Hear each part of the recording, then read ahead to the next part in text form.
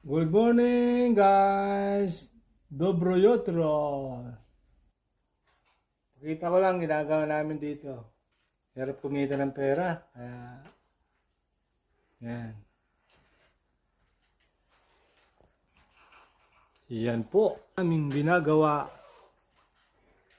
Yan. Wiring and termination. Yan ang 360 niya. Okay. Mahirap pero tsaga lang.